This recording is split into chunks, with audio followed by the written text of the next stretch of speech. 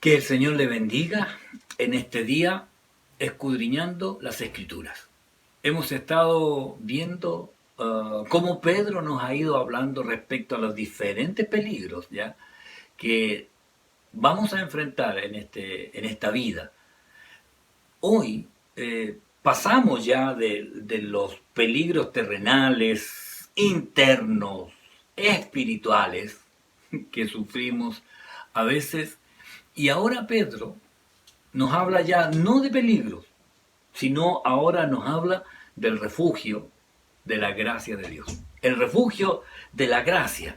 Y ahora veremos unas palabras magistrales ya que usa este ex pescador de peces, que el Señor lo llamó a ser un pescador de hombres.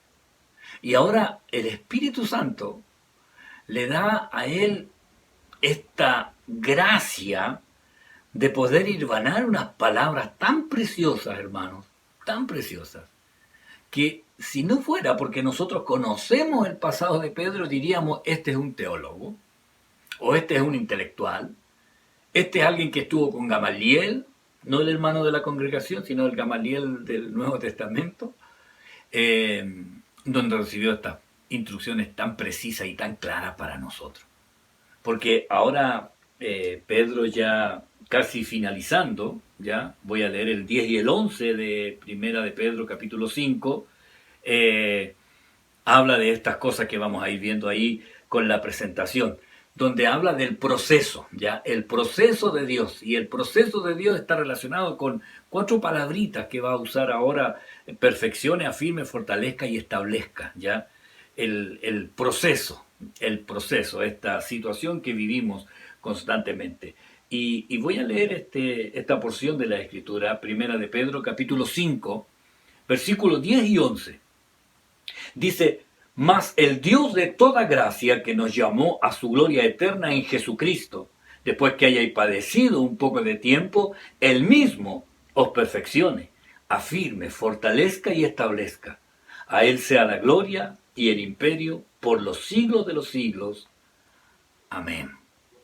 Estos textos los conocemos por una alabanza que hemos cantado durante tantos años. Y aunque hoy no terminaré la carta de Pedro, la primera carta de Pedro, porque el próximo jueves daré la conclusión y las bendiciones que dice Pedro para continuar con un nuevo estudio, ya que vamos a seguir. El próximo jueves usted se va a dar cuenta con quién vamos a seguir. Pero hoy vamos a ver este maravilloso momento, ya donde Pedro, con la intervención poderosa del Espíritu Santo, nos habla de esto, de mirar la gracia de Dios que nos ayuda en nuestro proceso. Y quizás usted en su casa, donde ha encontrado tan largo el proceso de la cuarentena, quizás ya está aburrido, quizás ya está desesperanzado o desilusionado, pero sepa que Dios conoce y sabe lo que está haciendo en este tiempo. Así que le invito a orar y luego de esto vamos a pasar a la presentación. Oremos al Señor. Padre, gracias le doy por cada uno de mis hermanos que están acá, Señor, conectados. Y le ruego que usted nos guíe y nos ayude en lo que hoy concierne de poder saber de este proceso en el cual cada uno de nosotros está involucrado. Le pido que usted ayude a la familia, a los hermanos, los que están pasando necesidades. Señor, le ruego que usted haga misericordia y usted se glorifique. Gracias, Padre bueno. En el nombre de Jesús. Amén y amén. Ahora pasaremos ahí a la presentación y nos introduciremos en estos versículos escudriñando las Escrituras. Que el Señor nos bendiga. Amén. Amén. Ahora, como les decía, Pedro nos hace mirar a Dios, ya de todo lo que él venía hablando respecto a los peligros. Ahora Pedro nos hace mirar a Dios y esta palabra ya de Primera de Pedro 5, del 10 al 11, que nos dice el Dios de toda gracia, que nos llamó a su gloria eterna en Jesucristo, después que hayáis padecido un poco de tiempo, Él mismo os perfeccione, afirme, fortalezca y establezca. ¿Sabe? Pensaba yo mientras preparaba este estudio, esta palabra, respecto a lo importante que debe haber sido para Pedro llegar a esta situación de considerar el trato que Dios tiene. Bueno, él pasó por todo esto y estas palabras, perfeccione, afirme, fortalezca y establezca, nos muestra este, este proceso que hace Dios sobre cada uno de nosotros. ¿Ya? Recuerde que todos los llamados por Dios, de una o de otra manera, son tratados y transformados, o transformados y tratados. Y, y recordaba esta palabra del proceso, cuando, bueno, Daniela predicó en los jóvenes hace unas semanas atrás, y el título era el proceso, un mal necesario. Proceso, un mal necesario. Y claro, porque Dios tiene que tratar con nosotros en este tiempo. Así es que debemos considerar que estamos siendo tratados por Dios en este tiempo. Y Pedro en ese trato que tiene, ese proceso que Dios ha tenido sobre él, puede llegar ahora, cuando estamos finalizando esta primera carta de Pedro, a estas magistrales palabras, ¿ya? Estas magistrales palabras que, que Él nos quiere decir. Y vamos a ir analizando estas palabras, ¿ya? Porque, porque Pedro habla del Dios de toda gracia, el Dios de toda gracia. Esto se refiere a la gracia. La gracia es otorgar algo totalmente inmerecido y, o mejor dicho, recibir algo injusto o que no se merece. Cuando hablamos de la salvación por gracia, usted debe entender primero que nada que nosotros no hicimos nada para ganarnos esta maravillosa salvación, ¿ya?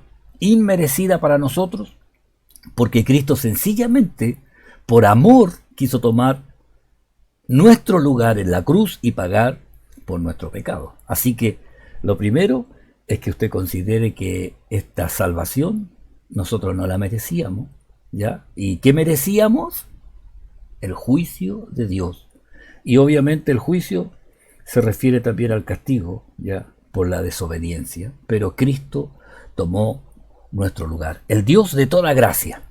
Así Juan, cuando habla de esta toda gracia, Juan se refiere y acerca de este acercamiento de Dios en Cristo hacia nosotros. Porque Juan dice, porque de su plenitud tomamos todos. Y gracia, dice, sobre gracia. Gracia sobre gracia. Nos da a entender que Él está presente desde la gracia de la justificación hasta la gracia de la glorificación, o sea, al final, desde el principio. Aún sabe, desde que Él me buscó, desde que el Señor nos buscó a cada uno de nosotros para que le conociéramos, era puro afecto de su gracia, porque nosotros éramos rebeldes a Dios y Él nos buscaba, ya tratando de convencernos.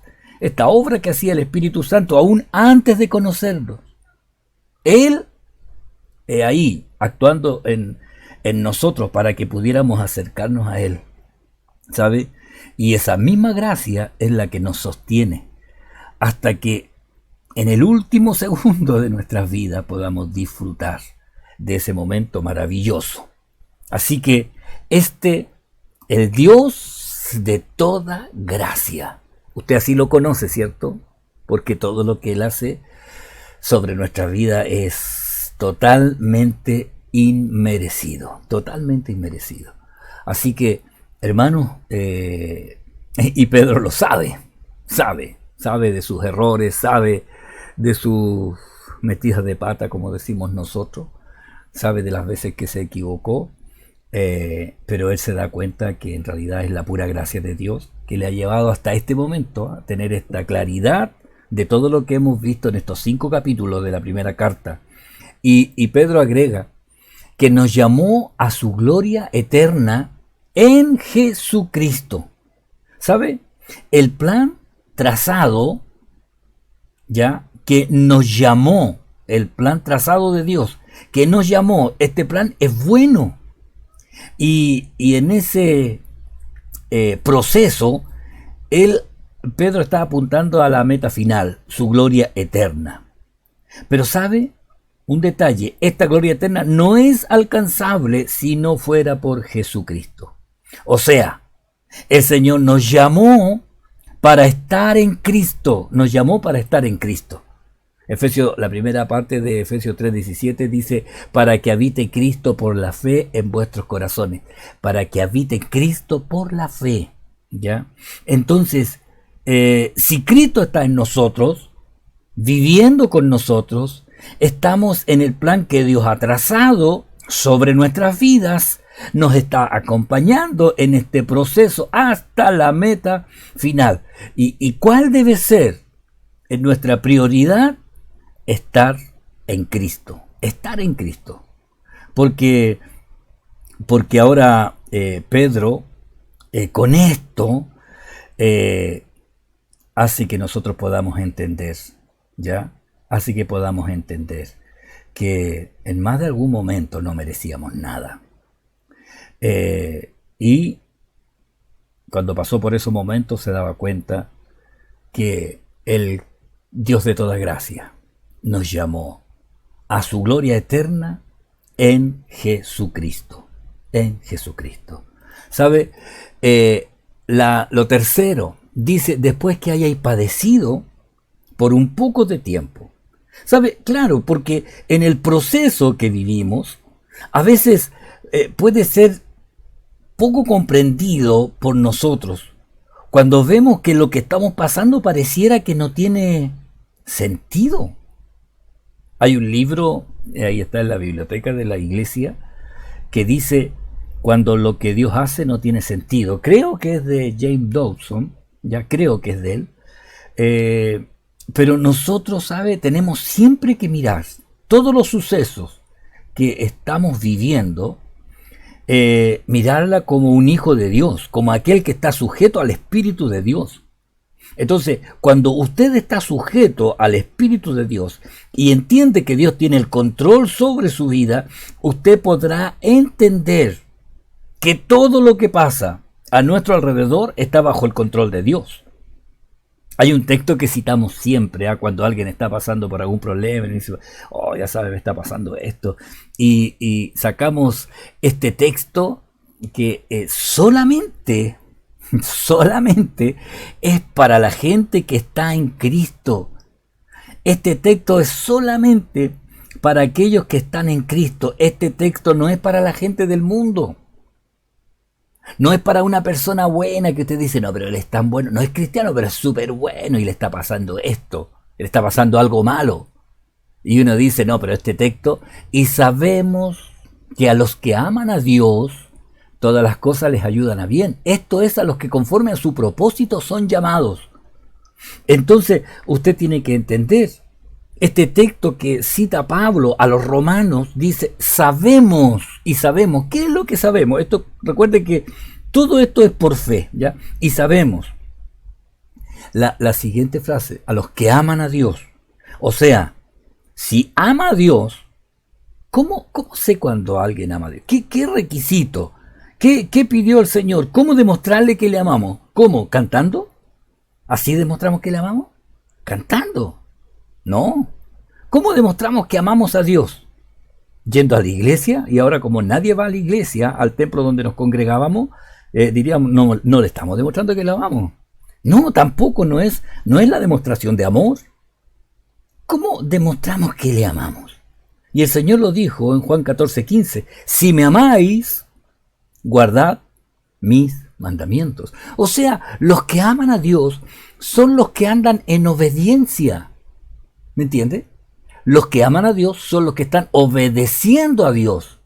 Entonces, este texto es para los que aman a Dios, o sea, los que andan en obediencia. Aún puede haber creyentes que creen que aman a Dios, pero están haciendo las cosas a su manera. Aún más, puedo decirle, hay creyentes que dicen que aman a Dios y están viviendo en pecado. Pero este texto es para los que aman a Dios, o sea, los que están guardando los mandamientos. Una cosa es decir, bueno, yo amo a Dios, pero otra cosa es hacer lo que Él dice, ¿ya? Entonces, para los que aman a Dios, para los que están en obediencia, dice, todas las cosas les ayudan a bien. Todas. Hasta la pandemia. ¿Me entiende? Todo le ayuda a bien. ¿Sabe por qué? Porque estos son los que conforme a su propósito son llamados. Entonces, cuando Pablo habla de esto, ya, de que estamos pasando una situación difícil, bueno, pero para los que aman a Dios, esto tiene un buen propósito, ¿ya? Todas las cosas nos ayudan a bien. Los que conforme a su propósito son llamados, o sea, los que están en el perfecto propósito y plan de Dios y han obedecido a ese llamado, esta pandemia también les va a ayudar a bien, ¿ya? Y Pedro, cuando le escribe a los expatriados, a los que están esparcidos, a los que han sido perseguidos, ¿ya? Les escribe y les dice, después que haya padecido un poco de tiempo, ¿le parece que ha sido largo esta cuarentena?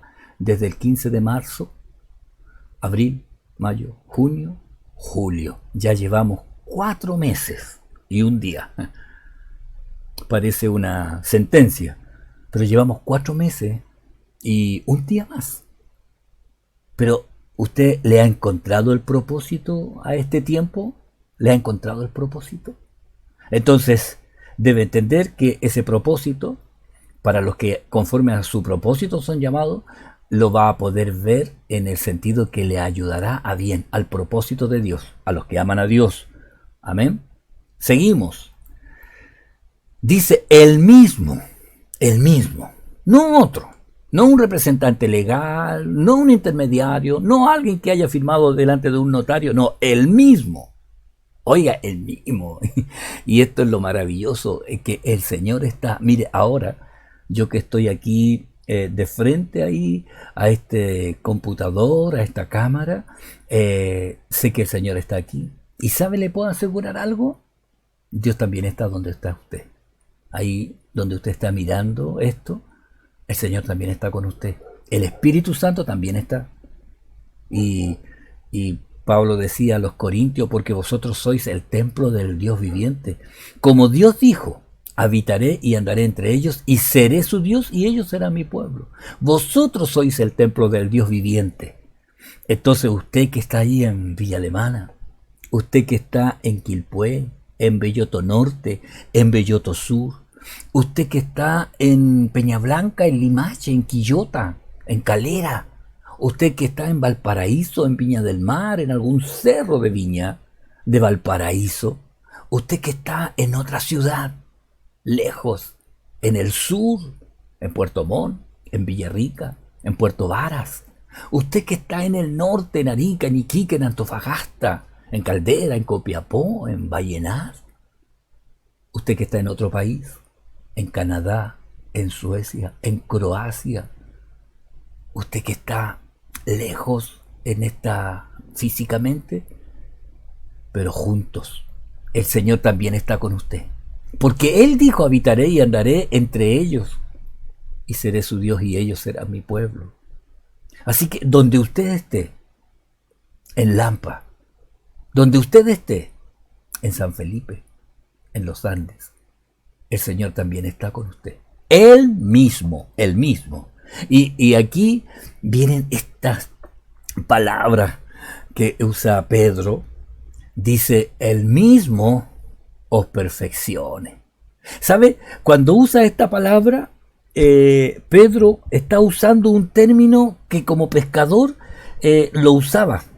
Sí, porque este término se refiere a remendar o a arreglar las redes.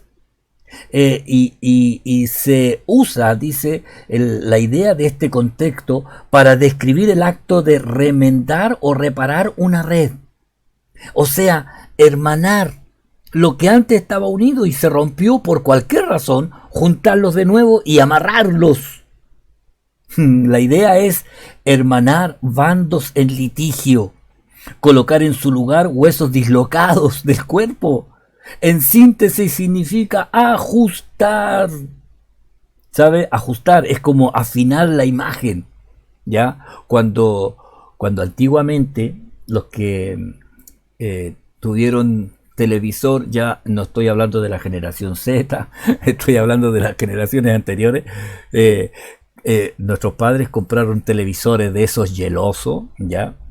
Y, y tenían el cambio de canal, que era una perilla dura, ¡paf!, que sonaba y se quebraba, y con el alicate se seguían cambiando los canales, pero tenía como una rueda alrededor del cambio de canales, y uno con esa rueda, girándola suavemente, afinaba la imagen. No sé si alguien se acuerda. Si usted se acuerda, levante la mano ahí para verlo. Ah, bien, usted se acordó, ya. Era el afinador de imagen, ¿ya? Y esta palabra habla de eso, de afinar, de ajustar, ¿ya? Ajustar, reparar, remendar lo que se haya separado. ¿No le parece que aquí está hablando de ayudarnos mutuamente? ¿No le parece que aquí está hablando de arreglar las situaciones que estén allí peleándose, que estén en litigio, en discordia? El autor de los Hebreos dice: tratemos de ayudarnos unos a otros para animarnos al amor y hacer el bien.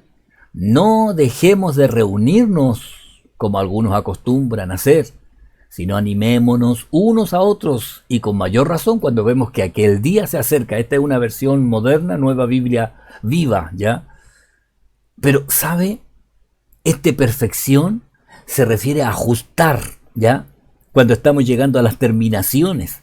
Él mismo pueda ajustar, unir los bandos, él mismo pueda reparar la red, él mismo pueda poner esa parte del cuerpo que se dislocó y ponerlo ahí donde corresponde. Hace poquito ahí el Ángelo se fracturó el brazo y ahí le acomodaron ahí y está con yeso. Afinar, él mismo. Entonces, que él mismo haga esta obra en nosotros.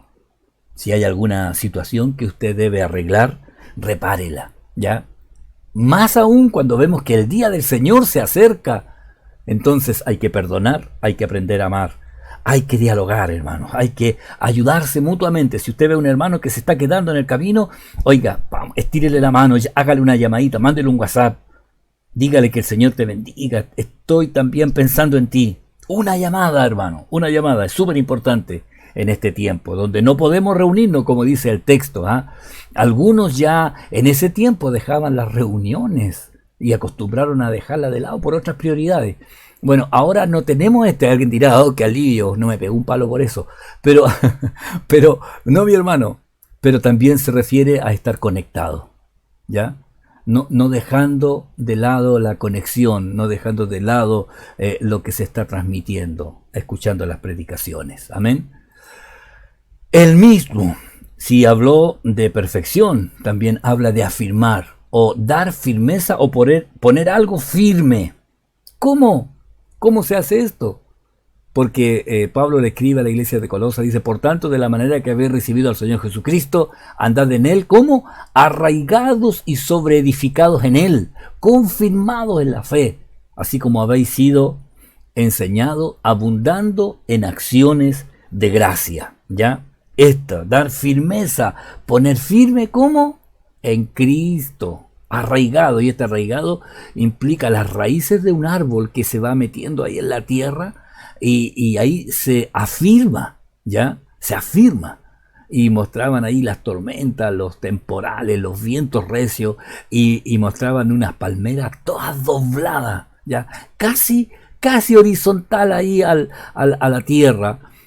Pero están arraigadas, ¿ya? Y pasa el viento y se endereza. Así igual nosotros, firmes en Cristo, arraigado y sobreedificado en Él. El mismo afirme, luego dice fortalezca. Este fortalezca significa llenar de poder, fortalecido, ¿sabe? Para poder cumplir la tarea, ser capacitado para poder hacer lo que el Señor espera que hagamos. ¿Sabe? Pedro tenía súper claro de que él jamás podría haber hecho la tarea, la cual está haciendo ahora, si no hubiera sido por el Señor. Si no hubiera sido por el Señor. Por eso este fortalezca, en Hebreos 13:21 dice, os haga aptos en toda obra buena, para que hagáis su voluntad, haciendo Él en vosotros lo que es agradable delante de Él, por Jesucristo.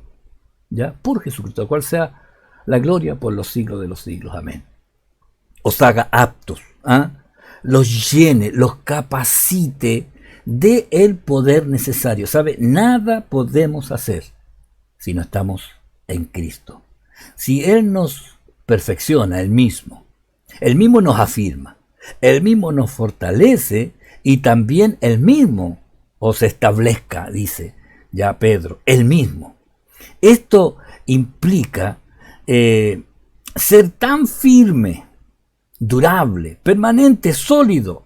¿Sabe? Para ello, la expresión se refiere en el griego al granito, que era lo más sólido que conocían ellos. Entonces, establecer es ser tan firme, durable, permanente y sólido como el granito, ¿ya? Ahora tenemos productos obviamente que son mucho más firmes, durables, permanentes y sólidos que eso, pero para ellos eso era lo máximo. Establezca. Ser firme, ser firme. Jesús, cuando hablaba de esto, de permanecer, de estar unido, firme, sólido, ya permanente, habló él de que él era la vid y nosotros los pámpanos, y debíamos permanecer en él.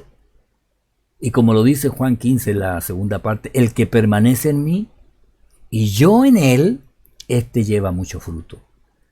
Y esto nunca lo olvidemos, porque separado de mí nada podéis hacer.